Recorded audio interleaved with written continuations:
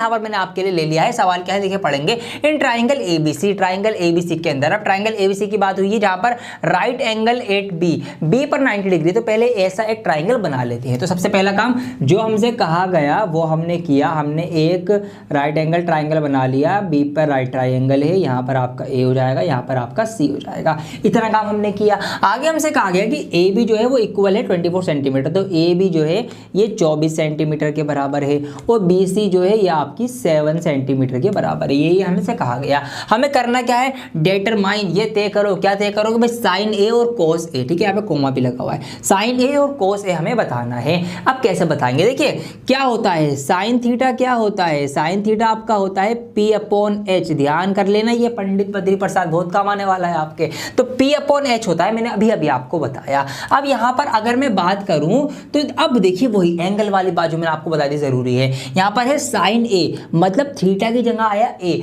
मतलब एंगल जो बन रहा है वो ए से बन रहा है। अब यहाँ पर ए से एंगल बना तो ए के सामने वाली साइड क्या होगी, ये आपका परपेंडिकुलर होगा, ये आपका बेस होगा, ये आपका हाइपोटेनस होगा। Is that clear? बिल्कुल क्लियर हो चुकी होगी आपकी। मान लीजिए अगर यहीं पे होता है ये साइन सी, तो हम क्या करते, फिर हम यहाँ एंगल मानते और इसके हिसाब से फिर ये बेस परपेंडिकुलर होता। तो ये एंगल का आपको बहुत ध्यान रखना है कि कहीं पर साइन ए दे दिया, अगला कोस सी दे दे, तो आपने ए से शुरुआत करी, आपने ए को ध्यान में रख के इसका भी ए वाला कर दिया, सवाल गलत हो जाएगा। ऐसा मत करना, एंगल पे एक बार नजर मार लेना, थोड़ा सा रुक जाना। अब देखिए यहाँ पर सब कुछ क्लियर।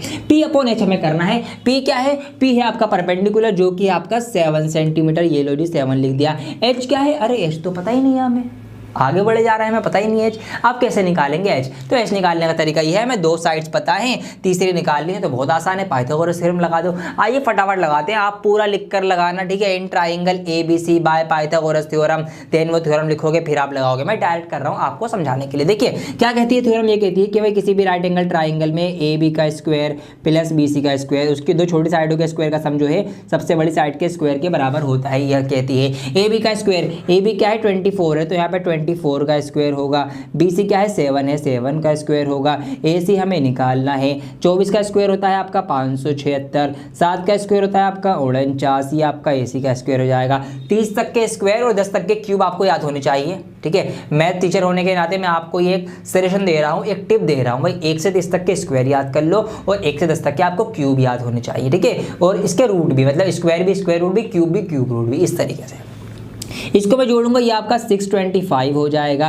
ये ए सी का स्क्वायर है, स्क्वायर जब हटेगा और इक्वल के दूसरी साइड जाएगा तो स्क्वायर जो है वो रूट बन जाता है। 625 का रूट जो होता है वो 25 होता है, इसलिए मैंने बोला कि स्क्वायर और रूट दोनों याद करो। तो ये 25 होता है आपका, तो ए सी निकल के आ गया। ए सी जो है हाइपोटेनस आपका कितना आ गया 25 सेंटीमीटर। तो बस क्लियर है भाई, पी हमारा 7 है, एच हमारा कितना आया है 25 आया है। ये लो जी आंसर आ गया। दूसरा क्या निकालना है, कोस ए निकालना है। तो कोस क्या है आपका B upon H, Pandit Badri Prasad हर हर बोल, सोना चांदी तोल, ठीक है। तो बी अपॉन एच याद कर लेना। कोस ए पर ही एंगल है तो हमें यहाँ पर अभी शिफ्ट नहीं होना है, तो उसी पे रहना है, ठीक है। तो बी क्या है, इस कंडीशन में बेस हमारा सेम रहेगा, वही कितना है 24 है आपका, और एच हमने 25 निकाला ही था। ये लो जी आपके आंसर आ चुके हैं। ये तो बहुत आसान है, ट्रिग्नोमेट्री है ना, इतनी आसान नहीं है, तो शुरुआत है भी, आगे तो बहुत मुश्किल मुश्किल सवाल आने वाले हैं, हल्के में मत लेना इसको, तो बहुत ध्यान समझना, ठीक है। आइए इसका एक ऑप्शन नंबर 2 है वो आप कर लेना, बिल्कुल एज इट इज ही करना है। तो 2 ही ऑप्शन पे हो गया। आइए इसका सवाल अगला करते हैं। आइए दोस्तों इसका क्वेश्चन नंबर 2 करते हैं। देखिए यहाँ पर एंगल चेंज होने से कैसे चीजें बदलती हैं वो मैं आपको इस एग्जांपल से, इस क्वेश्चन से समझा भी पाऊंगा। यहाँ पर सवाल है कि आपको इन फिगर 8.13 ये हमारे पास फिगर दी गई है, हमें बताना है find tan p minus cot r।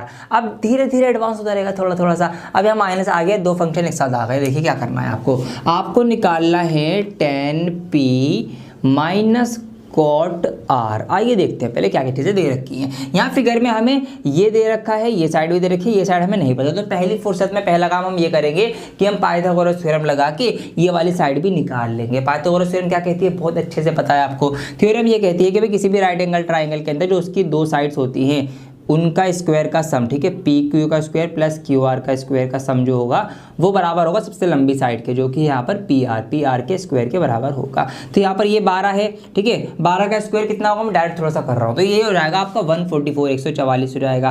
Q R हमें नहीं पता, तो क्यू आर का हमारा एज इट इज रहेगा ये, और इसका स्क्वायर होगा आपका 13 का 169। इस तरीके से हम अगर क्यू आर निकालेंगे तो ये आपका इधर आके माइनस हो जाएगा, ये माइनस होगा 25 बचेगा, और फिर इस तरह से हमारा जो क्यू आर है वो 5 निकल के आ जाएगा, मतलब ये जो साइड आएगी ये 5 सेंटीमीटर निकल के आएगी। अब हमें तीनों साइड्स पता है। अब देखिए क्या होगा, हमें क्या निकालना है, tan p। तो tan क्या होता है, पंडित बद्री प्रसाद याद करना पड़ेगा आपको। तो tan जो होता है मेरे प्यारे बच्चों वो होता है p/b, माइनस का माइनस लगाया। cot क्या होता है, cot tan का उल्टा होता है, मतलब ये p/b है तो इसका उल्टा कर दो b/p, ये आपका cot हो जाएगा। अब देखिए बात, अभी क्या है हमें निकालना, tan p मतलब एंगल जो हमारा बना है वो बना है p के ऊपर, और एंगल के जस्ट सामने मैंने क्या बताया क्या होता है, परपेंडिकुलर होता है। जहां पर एंगल बन रहा होगा उसके बिल्कुल सामने वाली साइड जो होगी वो आपकी परपेंडिकुलर होगी। मतलब इस केस में tan p वाले केस में परपेंडिकुलर क्या है आपका, क्यू आर होगा। क्या होगा, क्यू आर होगा। और फिर बेस क्या होगा, बेस होगा साइड एडजेसेंट टू एंगल, ठीक है, एंगल के साथ ही जुड़ी हुई साइड है तो वो है आपकी पी क्यू। यहाँ एंगल बना, ये साइड जुड़ी हुई है आपकी, तो ये आपका हो जाएगा इसका बेस माइनस। अब देखिए क्या करना है, आप सोचोगे p/b ये हो गया, इसका उल्टा करना है तो p क्यू बोले तो क्यू आर नीचे लिख दो, है ना। नहीं मेरे दोस्तों, सवाल गलत हो जाएगा। देखिए अब यहाँ पर कोट आर मतलब एंगल थीटा, थीटा क्या है, आर है, मतलब एंगल कहाँ बन रहा है, आर पे बन रहा है। तो अब हमें यहाँ से नहीं देखना, अब हमें एंगल यहाँ से बना के चीज़ें देखनी पड़ेंगी। तो यही चीज़ मैं आपको बार बार बता रहा था, इस सवाल में आ भी गई, ठीक है। अब यहाँ पर एंगल नहीं है, अब हमारा एंगल बन रहा है यहाँ पर, तो एंगल के जस्ट सामने फिर ये हमारा पी होगा परपेंडिकुलर, और ये हमारा बेस होगा कोट आर के केस में, समझ गए।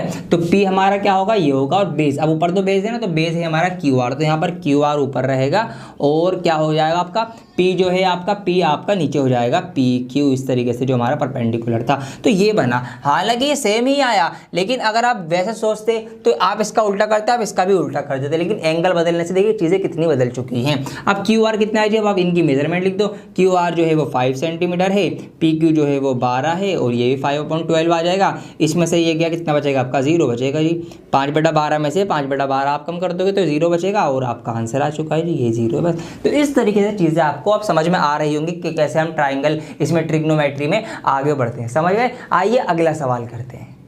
आइए क्वेश्चन नंबर 3 देखते हैं अब 8.1 का ही, और धीरे धीरे चीज़ें देखिए कैसे आगे बढ़ती चली जा रही हैं, लेकिन आसान लग रही है, मुश्किल नहीं है अब आपके लिए। यहाँ पर देखिए सवाल है कि if sine a is equal to 3/4 calculate cos a and tan a। हमें साइन a की कुछ वैल्यू दे रखी है, उससे हमें उसकी हेल्प से कोस a और tan a निकालना है। कैसे निकालते हैं, बहुत आसान है। देखिए यहाँ पर साइन a होता क्या है भाई, साइन होता है आपका p/h, इतना तो आपको पता है, ठीक है, मंत्र हमें याद रखना है। तो p/h है हमारा 3/4, मतलब इसके अकॉर्डिंग कोई ट्राइंगल है, इसमें परपेंडिकुलर की वैल्यू 3 है और h की हाइपोटेनस की वैल्यू 4 है ना। आइए ट्राइंगल बना लेते हैं। तो यहाँ पर मैंने आपके लिए एक ट्राइंगल ड्रॉ कर लिया है।